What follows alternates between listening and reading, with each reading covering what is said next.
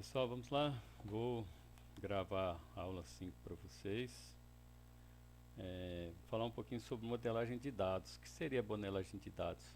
Coloquei um modelo conceitual de um banco de dados. É a primeira coisa que nós vamos fazer, tá? A partir das próximas aulas, a gente vai colocar a mão na massa e a gente vai começar a modelar, tá? O banco de dados. Então, primeiro tem que modelar para depois criar o banco de dados em si, tá bom? Seria para exemplificar, para ficar mais claro para vocês, como se fosse o projeto do banco de dados, tá? No papel, né? Não na mente, no papel. Então, a modelagem de dados é a criação de uma estrutura de dados eletrônica que representa um conjunto de informações. Se em algum momento o professor perguntar para vocês o que é modelagem de dados, é isso aí. Criação de uma estrutura de dados eletrônica que representa um conjunto de informações. O objetivo da modelagem de dados é incluir dados em uma estrutura que possibilite transformar esses dados originais em vários tipos de saída.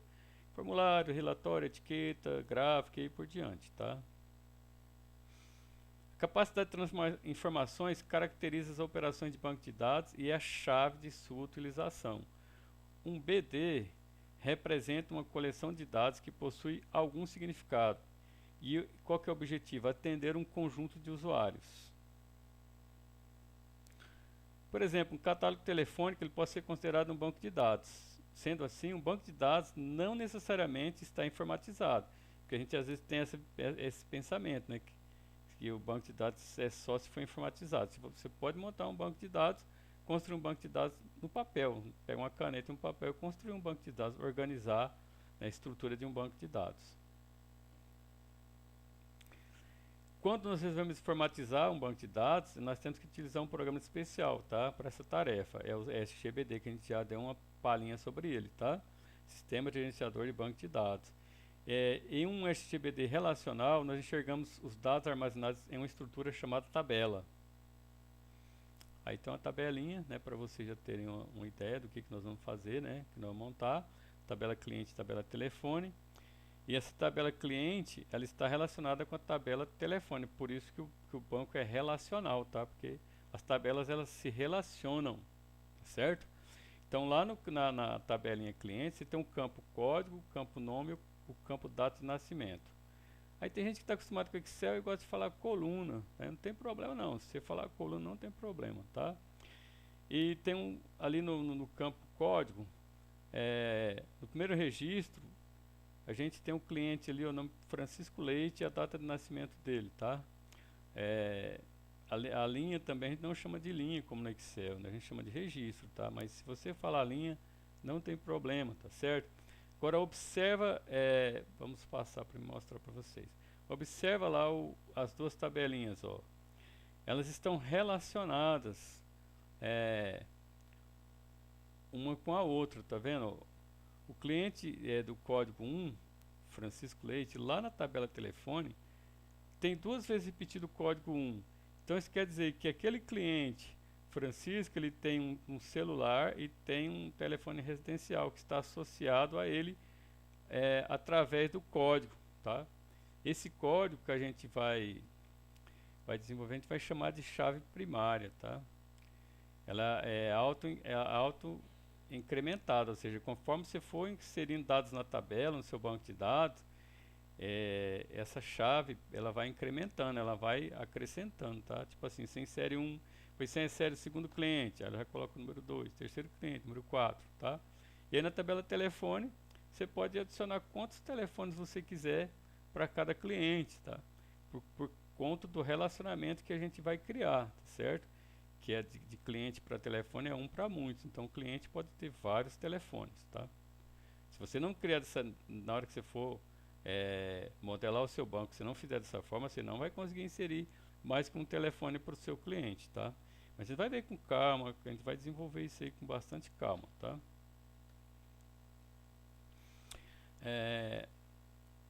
Aí eu estou falando para você observar as duas tabelinhas e começar a entender como que é esse relacionamento. Por que o banco de dados é relacional, né? Por que o SGBD é relacional? Tá? Por causa desse relacionamento das duas tabelas aí, no caso é o código, tá certo? O código aí, no caso aí a Aline, ó, a cliente Aline, ela não tem nenhum telefone. Mas sim seria um telefone para ela ali, vai aparecer o código 2, tá? Que é referente à Aline.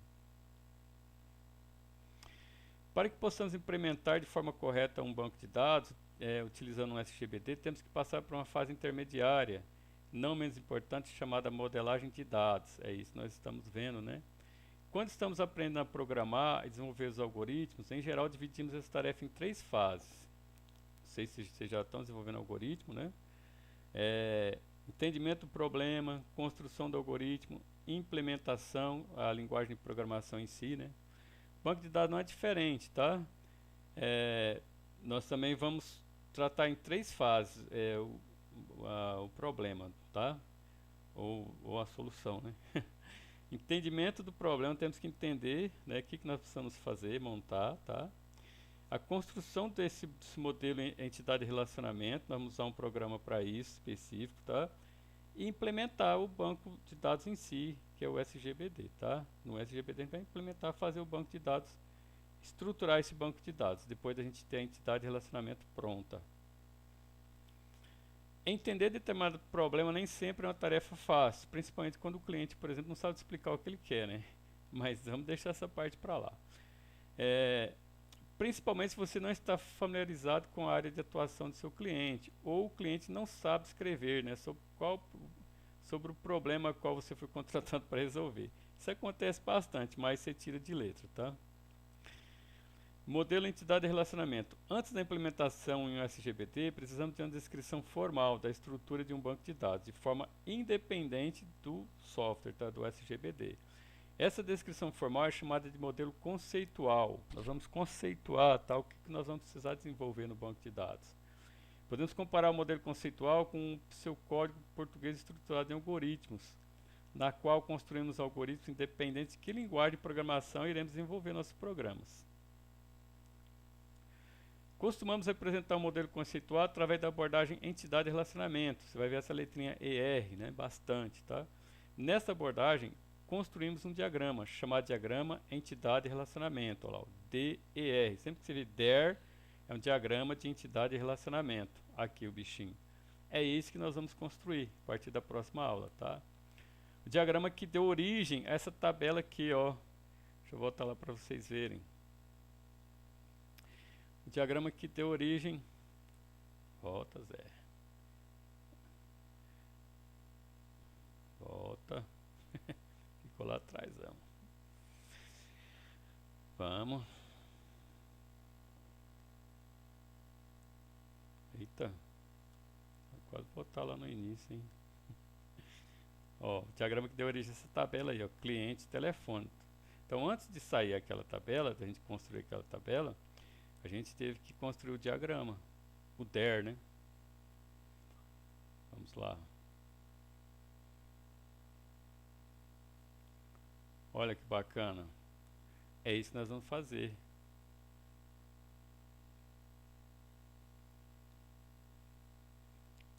Vamos ver o nosso diagrama de entidade e relacionamento aí.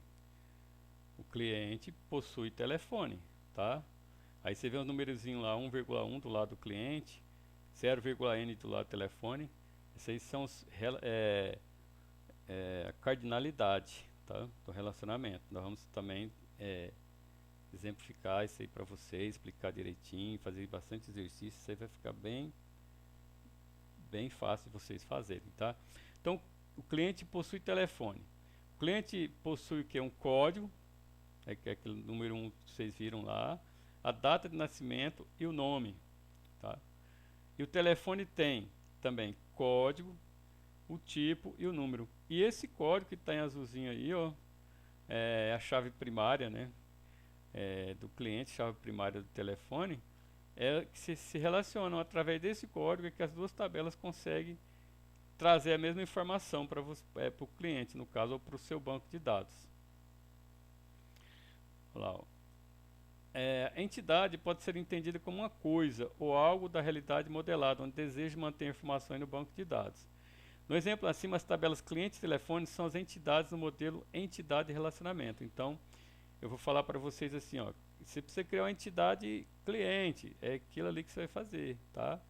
Você você criar uma entidade de telefone. Então, qual que é o primeiro passo nosso antes da gente desenvolver, né, o nosso diagrama? É identificar quais são as entidades. Vou te dar um problema, né, uma situação, problema, e dentro daquele textinho você vai identificar as palavras-chave, vamos dizer assim.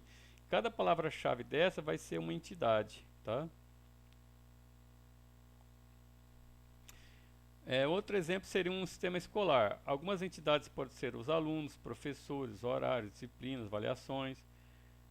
Uma entidade ele pode representar tantos objetos concretos quanto objetos abstratos. Por exemplo, horário lá, é um objeto abstrato e é representado como uma entidade, tá? Observe esse modelo aí, ó, alunos e cursos. Os alunos têm matrícula, têm a data de nascimento e tem o nome. Os cursos têm um código, que é o nosso ID, a descrição e a carga horária. Então, alunos estudam no curso, certo? E ali tem a cardinalidade deles também, 0 para N e 1 para N. Isso aí eu vou explicar para vocês mais para frente um pouquinho com bastante calma, tá? Pode ficar tranquilo. Só observe esse modelo aí. A entidade aluno representa todos os estudantes sobre as quais se deseja manter uma informação no banco de dados. Então vamos lá, essa entidade aluno ela vai se transformar numa tabela no seu banco de dados, tá? Com aquelas informações, matrícula, data de nascimento e nome. Curso será outra tabelinha, com os campos código, descrição e horário. Tá? Então aluno estuda em curso, né? Relacionamento é um conjunto de associações entre entidades. O relacionamento é representado por um losango. E o nome do relacionamento possui, estuda. Aí, gente, vai variar muito do tipo de relacionamento que você está criando, tá? Não vai ser colocar sempre possui e estuda, não. Mas isso aí a gente vai ver com calma, tá? Mais para frente um pouquinho. Só para você ter uma noção. Esse losango é ligado por linhas aos retângulos, que representam as entidades participantes do relacionamento. Um relacionamento pode envolver ocorrências de uma mesma entidade. Nesse caso, estamos diante de um autorrelacionamento. Esse aqui, ó, tá? Casa é um relacionamento que envolve duas ocorrências da entidade pessoa, ou seja, casa com pessoa e pessoa com casa. Ou seja, a pessoa tem casa e casa tem pessoa. Esse aqui depois com calma você vai entender, tá? Observe o modelo abaixo que representa um relacionamento entre titular e dependente. Em seguida, considere os seguintes questionamentos. Olha lá, titular possui dependente, né? Dependente possui titular. Um titular pode não ter dependentes? Pode, né? Titular não é obrigado a ter dependente, certo? É esse tipo de questionamento que na hora que você estiver montando o seu DER, você tem que estar constantemente se fazendo, tá? Para você montar o seu banco de dados de uma forma correta, tá? Um dependente pode ter mais de um titular associado? É uma pergunta, né? Determinado titular pode possuir mais de um dependente? Pode existir dependente sem algum titular associado? As respostas desse questionamento dependem do problema, tá certo? Cada situação, cada problema vai te dar uma resposta diferente, tá? Então não é algo engessado, tá? Vai depender muito do que você estiver desenvolvendo. Para que possamos expressar essas ideias no modelo, é necessário definir uma propriedade importante do relacionamento, que é a cardinalidade. Tá? Cardinalidade é o número que expressa o comportamento, número de ocorrência de determinada entidade associada a uma ocorrência da entidade em questão através do relacionamento. Vamos lá. Existem só dois tipos de cardinalidades, tá? Se o professor perguntar para vocês, numa prova vocês já sabem responder. Mínima e máxima. A cardinalidade máxima expressa o número máximo de ocorrência de determinada entidade. A mínima expressa o número mínimo de ocorrência de determinada entidade. Vamos usar a seguinte convenção para expressar a cardinalidade, tá? Mínimo e máximo. Olha aí. A cardinalidade é esse númerozinho que eu falei para vocês ali, que está do lado direito ali da entidade titular, está entre parênteses, 1,1 e do lado esquerdo ali do dependente, da entidade dependente, 0,n, tá? Então, se a gente analisa a cardinalidade, Deixa eu ver se eu coloquei no outro slide aqui. Assim, coloquei. Para fazer a leitura do modelo, partimos de determinada entidade e a cardinalidade correspondente a essa entidade é representada do lado oposto, tá? Então, assim, você vai olhar para a dependente e vai olhar para a cardinalidade que está lá do lado do titular, ó. Dependente pode possuir somente um titular, um para um, tá? Agora, para olhar a cardinalidade do titular, você vai olhar para o titular e vai olhar para a cardinalidade lá que está do lado esquerdo dependente. O titular pode possuir de 0 a muitos dependentes, tá? É isso que está representando esse 0,n. Dependente, olha lá do lado esquerdo, lado contrário. Você vai olhar sempre do lado contrário, tá? Quisera eu, quando eu comecei a estudar, alguém tivesse me explicado isso. Ó, você vai olhar para dependente, a cardinalidade você vai olhar do lado oposto. Então, titular, o dependente só pode possuir um titular, no mínimo um e no máximo um, por isso que é 1,1. Titular só pode possuir nenhum dependente ou muitos dependentes. Esse N quer dizer muitos, tá? Então, esse relacionamento aí é de 1 para muitos.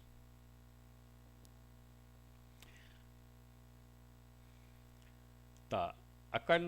A cardinalidade 0 para n faz referência a titular, beleza? Então você vai olhar titular e olhar a cardinalidade do lado oposto, tá? Já a 1 para 1 faz referência a dependente, tá? Você vai olhar do lado oposto, cruzado, tá bom? Tipo assim, você vai olhar titular, a cardinalidade titular é 1 para 1, não. Titular, você vai olhar do lado contrário e vai olhar, é de 0 para muitos, tá? Então, 0 quer dizer que esse titular pode não ter nenhum dependente. Se você colocar 1 ali na cardinalidade do titular, 1 para n, por exemplo, 1 para muitos, se colocar 1,n, o que vai acontecer? Quando alguém for cadastrar no seu sistema, né, um titular, vai ter um campo lá dependente. Ele vai ser obrigatório cadastrar um dependente, porque senão o sistema não vai passar a tela, não vai fechar aquela tela lá. Por quê? Porque esse relacionamento é obrigatório, né? Tem que ter um dependente. Então, se você coloca 0, beleza, colocou o titular, vai ter o campo dependente lá no seu sistema, mas não precisa preencher, porque pode ser 0, tá? E pode ter muitos, então tem que ter vários campos lá de dependentes. Essa pessoa pode digitar quantos dependentes quiser ali, beleza? Tá. Titular dependente. Aí esse titular não está falando de clube, não, é de empresa, tá? Uma ocorrência de empregado pode não estar associada a uma ocorrência de dependente, tá? Pode ser 0, ele não precisa ter dependente nenhum. Ou pode estar associada a várias ocorrências, tá certo? Então, determinado empregado pode não possuir dependente ou pode possuir vários. Por isso que é 0, ó, titular 0,n, dependente 1,1. Agora, o dependente, ele pode apenas possuir uma ocorrência, tá, de empregado. Então, determinado dependente possui apenas um empregado responsável. Então, no mínimo 1, no máximo 1, não pode ter mais que 1. Tá? Não pode ter 2 empregados, por exemplo, relacionados a esse dependente. Observação. Na prática, para as cardinalidades máximas, costumamos distinguir dois tipos, 1 e n, tá?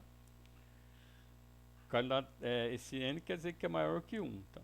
Já para as cardinalidades mínimas, costumamos distinguir dois tipos, 0 e 1. Tá? Mas você pode colocar 1 para 1 também. Se colocar 1,1, é obrigatório cadastrar pelo menos 1. Se você colocar 0, aí não precisa, tá? Beleza?